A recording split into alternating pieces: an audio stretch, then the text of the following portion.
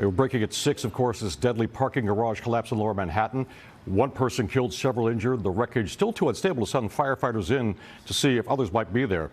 Natalie Pasquarello has the night off, by the way. I'm Chuck Scarborough, and I'm covering this for you right now. We're staying on top of the breaking news out of Lower Manhattan. The parking garage that collapsed in the financial district on Ann Street near Nassau Street. At least one person is dead. 5 people are hurt. Officials believe that all the workers in this garage at the time when it collapsed have been accounted for. This is some of the earlier video that we got from on top, from Citizen App Video.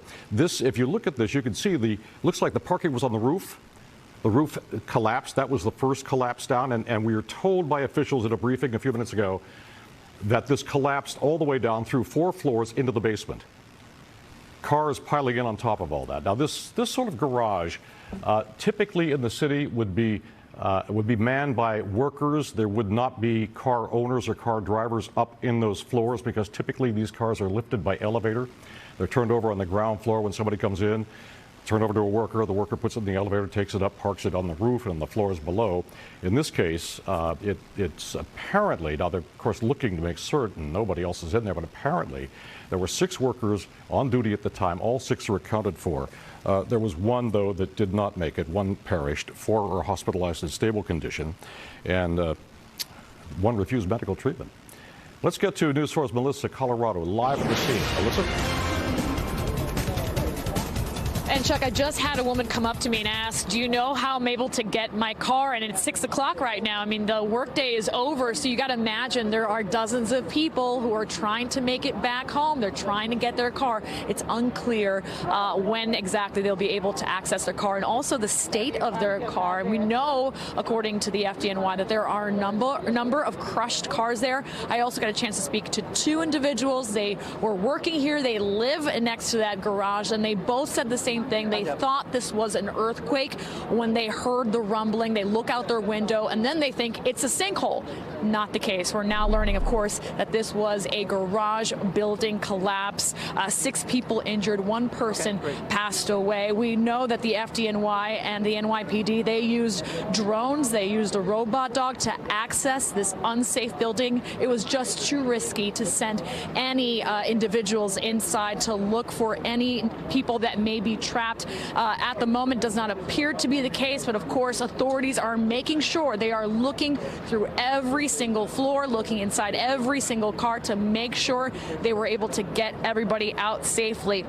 And now we know this building is at least 66 years old. We also heard from a resident who lives nearby who says she's been concerned for some time about the freight elevator because she's been able to hear that elevator for quite some time. That woman also telling me that her next door neighbor suffered some damage to her apartment. There is a hole in one of her walls. So clearly, you know, the damage from this garage collapse affecting many people here in the area. Now let's go to some sounds, an interview with members, authorities who updated us a little bit more about the safety of this building.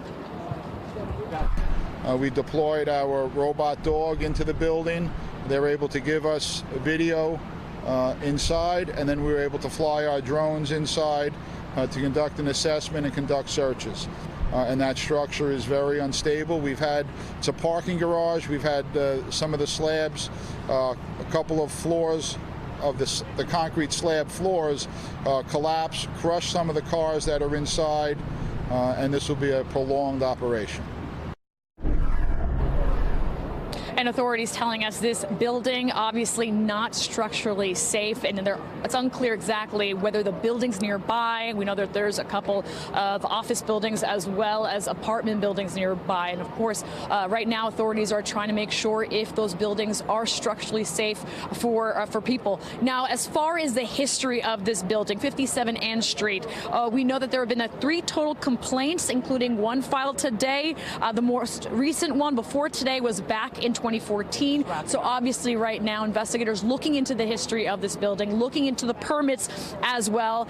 We also discovered that there have been 45 total violations with the Department of Buildings, so the most recent being in 2021. So obviously that's exactly what investigators on the scene are doing right now. They are looking into the history of this building, looking into the structural history of this building as well, and looking into the violations that are on the record. But as you can see, it is still a very active active scene out here. It's going to take some time for the people who live here, those who still work here, to access this area, because right now these streets are just crowded with emergency vehicles, with personnel trying to make sure that they've been able to get everyone out safely from this collapsed building. Chuck, we'll send it back to you. And it'd be terrifying, certainly. Thank you very much. News 4's Jackie Beckford is also at the scene in Lower Manhattan, and she joins us live right now. Jackie?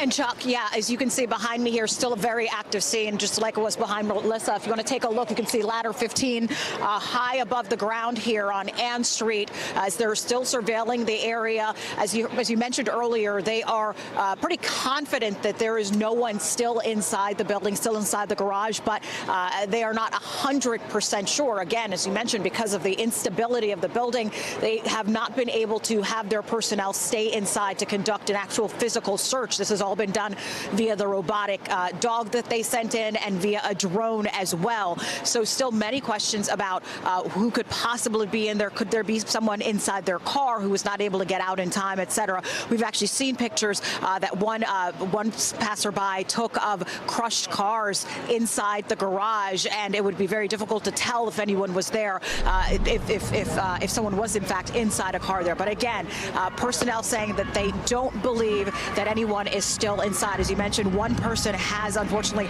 died as a result of this collapse this afternoon, just after 4 o'clock. 4 others hospitalized, and one person denied, medical attention at that point. We talked to people who were here in the area. One person who was working at a shoe store just about 2 doors down from where this happened. He said he'd actually parked his car inside that garage himself as recently as a couple of weeks ago, and had used the elevator, the car lift elevator, and thought that it was very loud and made noises that made him uncomfortable, and so he had questions about that. We know some of the past violations on this building concerned the elevator as well, but at this point there were no open violations, we're being told by city officials at this point. We talked to the borough president, who actually also raised the question about this, saying that, of course, the building was built in the 1950s and was at the time initially supposed to be allowed to have more than 5 cars in, but of course, what does that mean now? There were many more than 5 cars inside the building today, and he obviously brought up the question in terms of whether or not that might be something going forward that will need to be looked at with these buildings down here, a lot of these older buildings, if they have to be reevaluated, if they can handle the weight of so many cars at this point. Of course, that is all very preliminary at this point. Still not clear what the cause of the collapse was even. Again, we talked to that one person who was working 2 doors down, who said that his building shook and the glass on his building rattled, and he wasn't sure what it was. At one point, he thought it might have been a train or something, a subway that had derailed underneath him, or an accident nearby. And then we talked to another woman who was actually pulling into the garage adjacent to the garage that collapsed on the back end. Its entrance was on Beekman Street, and she said that she heard what sounded like 2 trains colliding. That building shook, that garage shook, and then she saw a huge plume of smoke. She and her husband basically hit the reverse and got out of there as quickly as possible, because they realized something had gone terribly wrong. We're going to let you listen to a little bit of our interview with her a little bit ago. Take a listen. We pulled in right as it collapsed. So it sounded like a train was coming through. Then it was a huge dust cloud on the Beekman parking garage entrance. And then we pulled back out and got out of there, and there was a bunch of guys running out. We want to be careful about conclusions so early, because this is really about rescue and recovery right now. But one does have to ask, a building that dates from 1955, presumably there's enormous weight for so many cars, floor plates that were built a long time ago. And one interesting note, the certificate of occupancy, which was from 1957, building commissioner reported that it just said 5 or more cars per floor. There were a lot more than that there now. So one wonders whether you have to update kind of the structural analysis for a building that's so old. Again, that's just speculation. And one interesting note here, too, the New York City Sheriff's Department parks a number of their vehicles inside that garage. It's unclear about their fleet right now, the condition of their fleet. No one from the Sheriff's Department, though, at that point was inside the building. NYPD Commissioner Keyshawn Sewell saying that there's no indication at this point that this was anything other than an accident, that there was no indication of any sort of terrorism or anything of that matter, that this appears at this point to simply be an accident. Nearby buildings, including nearby Pace University, were evacuated, and some buildings here are still being evacuated. But for the most part, most of the people that we talked to self-evacuated when they heard that loud noise and when they realized what had happened and realized that they needed to get away from the area as quickly as possible. We're live in Lower Manhattan. We'll toss it back to you. All right, Checky, thank you very much. And as you heard a few moments ago in Checky's report, a discussion of the building, the age, the fact that it was limited to 5 or more cars per floor, and the fact that this seems to be, by all accounts, a structural collapse. Now, take a look at this carefully. This is one of the earliest videos that we have. Look at the lower right-hand corner where you see a car actually still moving when this video was taken. I don't know if you can see that, but the nearest car to you, still moving. That shows you how unstable this was after the collapse. The dust is still in the air. Obviously, this just happened. And can you see that car move? A little bit right there? Okay. This building is so unstable right now that they haven't been able to send anybody in. They had to, in fact, the first firefighters had to get out in a hurry because of the instability of it. But we heard a couple of times earlier how we were able to use, the fire department was that dog, the robotic dog that was reintroduced just a short time ago to go into the building and look around, along with a drone to go in and look and try to see if there were people trapped. That search still continues, but it's a precarious search and a difficult one. And it's going to be some time, I think, before they get actual firefighters in there to in person go through and make sure there's nobody else trapped in the building. As it stands now, all 6 workers in there are accounted for. One of them, though, did perish.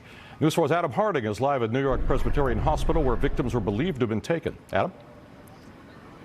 Well, Chuck, we're still here on the scene on the other side of the street from where Checky was just live moments ago. She's on the opposite side of those fire trucks right now behind us here that have these ladder trucks up at the top of that garage, where for the past hour they have been surveying the top of this garage, which is where you could see that dramatic cell phone video. And you could even hear in that video, Chuck, that you just played, those screams for help in the middle of this emergency, and those cars were swallowed in to that garage here.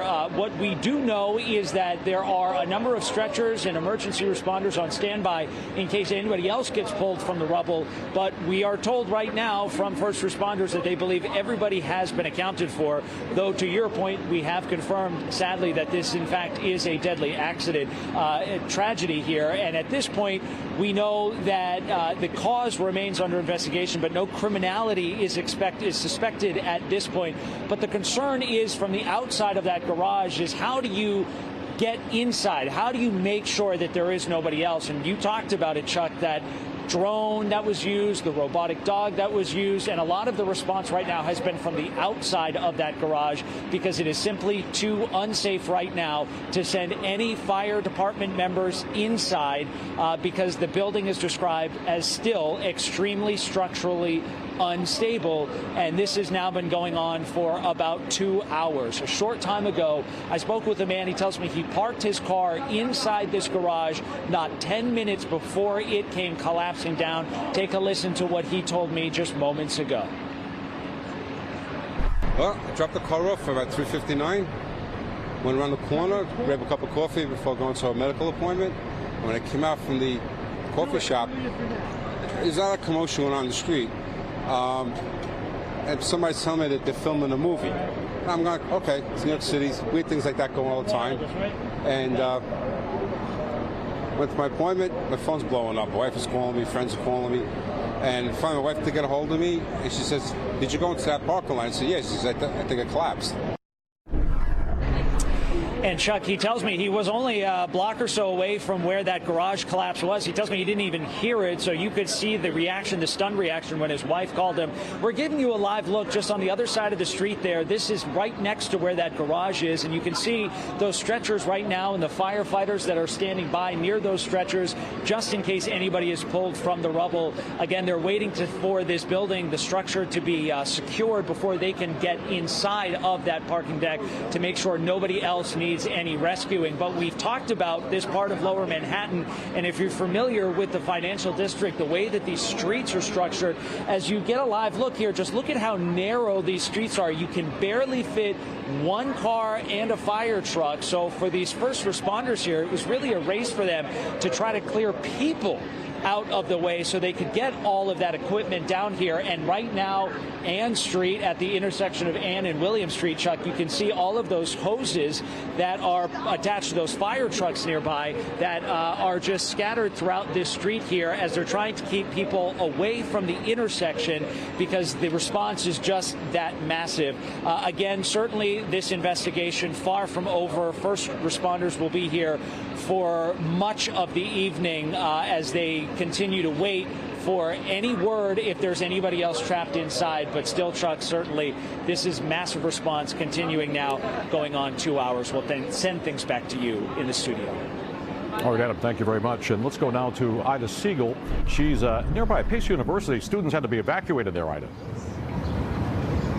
Yeah, that's right, Chuck. To be clear, there were two buildings within the Pace University campus that had to be evacuated. We're outside the main building, which, if anyone's familiar with downtown, is right across the street from City Hall, Park Row, Spruce Street. It's just 2 blocks from the parking garage. And this building, you can see, is open. We've seen lots of students coming in and out of here, and that's because a number of them were evacuated from the other buildings right next to the garage. There's one dorm in particular called Beekman. That's right on Beekman Street, and it's at the far end of the garage. Lots of those kids felt the collapse as it was happening. One person described it sounding and feeling like a bomb or maybe even an earthquake. A lot of these students were just sort of hanging out in their dorm rooms waiting to go to the next class or had finished up their class for the day. And then this happened. They looked out the window and saw something really unimaginable. All of the cars that had caved in on the roof of that garage, and they saw people running and screaming and crying out for help. It was a frightening moment that they certainly did not expect and that they described to me just a couple of minutes ago. Take a listen. Building started shaking, and it felt kind of like an earthquake, which I'm from Boston, so we don't really get much of those there, so I didn't really know what to make of it. Then we got the evacuation call, and it was kind of just like hectic from there. We kind of poured out onto the streets, and then we got pushed further back, and the more details that started coming out, we just started moving more towards this building, which is a lot farther from where it happened. So all of those students inside the Beekman dorm have been evacuated. That's where they live. That's where their belongings are. They don't know when they're going to be allowed back in. They've been told it likely will not be tonight. And all of those students have to find another place to sleep tonight. They're in contact with the university to try to figure out where it is they're going to go. But at this point, they're kind of just hanging around outside and hanging around in the front lobby of the building, waiting for more news or more information about what they're actually going to be doing tonight. One more note, all classes have been canceled at Pace University's Manhattan campus. So these students don't have class. They don't have a place to live at the moment. They don't have access to their medications. They're really in a precarious state, and most of them seem to be taking it okay. They seem calm, and they're just waiting for more information. That's the very latest live from Pace University. Ida Siegel, News 4, New York. Okay, Ida, thank you very much. And we have on the phone now Anthony Miranda, the NYC sheriff. He's very familiar with this garage because it's where the cars are parked for the sheriff's department.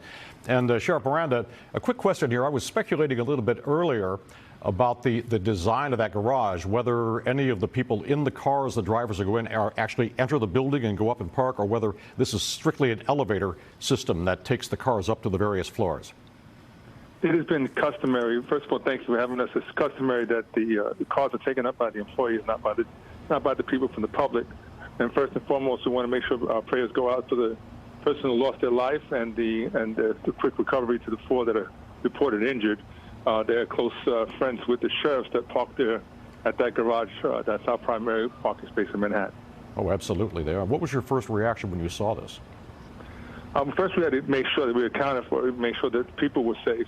And everything has to be examined for what it is at this point, as they already reported. They're going to examine the structural damages and the impact that it has on neighboring buildings as well. We wanted to make sure everybody was safe. And we had to account for all the sheriffs that were assigned to that office and making sure everybody was accounted for, which we did that. And then you have property damage for any of the vehicles, city vehicles and the sheriff vehicles that are parked in that garage. Sure. Well, hopefully that's the extent of it. We don't find any other casualties in there as they're able to get in. Tell me about when you go into that garage. Did you go in on a daily basis? Were you in there frequently yourself? Myself, no. Our deputies park our RMP. We have a contract there. We park the sheriff vehicles there, and you have some of the sheriffs that park their personal vehicles there. So in this particular case, at that time, we had 4 marked vehicles and 1 unmarked vehicle that was still in the location when the building collapsed. Did any of your deputies ever express any concerns about that building, that 1957 building? No, they haven't. They have great relationships with the people that work there. Again, the greatest thing that they said once we accounted for all the officers was to ask about the managers and the employees that work there. Some of them knew them personally, and we're trying to reach them on phone to make sure that they were accounted for and that they were okay. Well, we're quite grateful that all of your men are okay and that there was only 1 casualty, unfortunately, one death in this so far, and we hope to keep it that way. Thank you very much, Sheriff Miranda, for sharing this moment with us. Thank you so much. Let's get now to News 4's Mark Santia. He's live at the scene right now. Mark? At this point, we're up on the roof right now with my I'm with my colleague.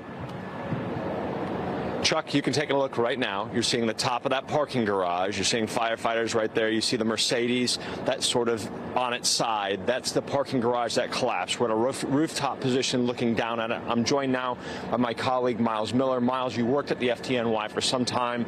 We see firefighters up on the tower ladders. Just walk us through. What are we seeing from here? Sure. So this is a watch line right now. We're at what's called a 1060, a major incident, which brings in all the heavy-duty equipment needed when there is a collapse of this nature. And in this case, it's obviously this parking garage. What they are doing in the tower ladder is getting a bird's eye view of what's happening inside that parking garage to look if there are any signs of any of those cars are going to fall and to send information back down to the command post right here, right now. What also is happening is the command tactical unit, robotics unit, has sent in a drone. They flew that drone in. That's how they were able to figure out how many people were inside and how to get them out. That drone able to bring back live audio and video to tell them where people were located. The 1 fatality was seen on that drone, so providing that critical information without sending members in, getting more people in danger. And Miles, we also saw as we walked here on our way by the scene, we saw dogs, both real and robot dogs. A robot dog was part of the search and rescue effort. Right. Police, ESU has canines. The fire marshals here have canines as well. They'll go in and see if there are any additional people inside. They'll do that once they know it's safe. They're not going to send dogs into what's really a collapse zone right now because it's just a dangerous situation. But also, the fire department has an incident management team. In incidents like this, they can activate it. They are the ones who deploy to Haiti when there's an earthquake. They have all the tools necessary to get this work done. And right now, Miles, we're with our photographer, photojournalist Katie Berry. We're about 5 floors off the ground, and we're sort of at eye level with the watch line right now, doing just that. They're watching and they're keeping an eye on that parking garage. If there are any changes to the structure, to those vehicles, if they see anything, what happens, Miles? If they see anything, then they know that they're going to have to maybe cut a hole through one of these windows, see what's going to be the best way to get someone in with helmets, with ropes. Are they going to be able to rappel?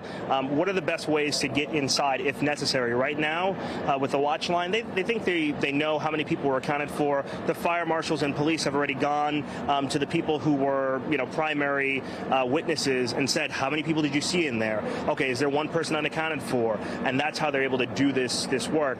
In addition, you see the shaftways here, which is the elevator here, and they were able to. You see one of that piece of the windows cut. They were able to go in and figure. Yeah, Katie, if you could see that, the part of the window they cut out there, and they removed that window, Miles, because they want that drone to get in and see what is inside there, because they're not going to risk the potential of a member being inside with a collapse. You want to prevent further injuries and no casualties as a result of a collapsed building. Which is why they're heavily relying on technology at this point. Send technology in to sort of give them that eye. It sends everything back real time to headquarters and to the command post. So the moment that drone flies, you get a message on your phone that tells you what's going on inside. Perfect. That's the latest from here on the 5th floor, looking down at that collapse. Chuck, we'll send it back to you.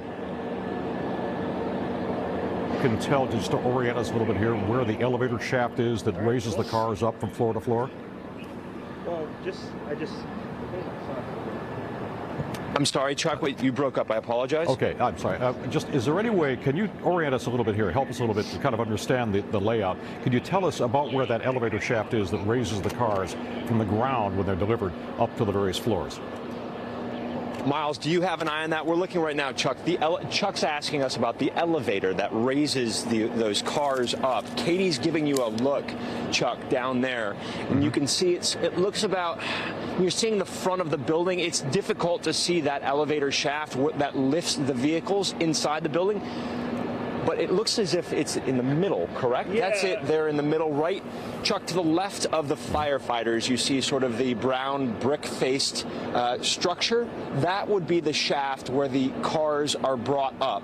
And then you see, Katie can show you that Mercedes-Benz that's on its side. That's even with that floor. So that the vehicles will be brought up inside that shaft and then moved out onto the roof. But that is sort of the shaft that Miles was talking about there, that brown brick-faced building next to the firefighters. That's where that's at, Chuck. Okay, Mark, thank you very much. And Miles as well. News Rose Melissa Colorado has been at the scene almost since the beginning here. Melissa, what's the latest rear vantage point? Well, Chuck, I can tell you the scene's getting a little busier, but not with law enforcement, with people returning home, with people trying to figure out if they're going to be able to access their car out of that garage. It's looking unlikely. I did get a chance to speak to a woman who says she has 3 cars in that garage, including a Lexus, a Mercedes, but she doesn't care about right now what those cars are looking like. She cares about those garage attendants, those employees, the people that were injured. She says she is praying for them, and she's especially thinking about that person who passed away in this garage building collapse. Again, 1 person confirmed dead, 5 others injured in this collapse that happened right here on 57 Ann Street. We know that 4 were taken to the hospital in stable condition.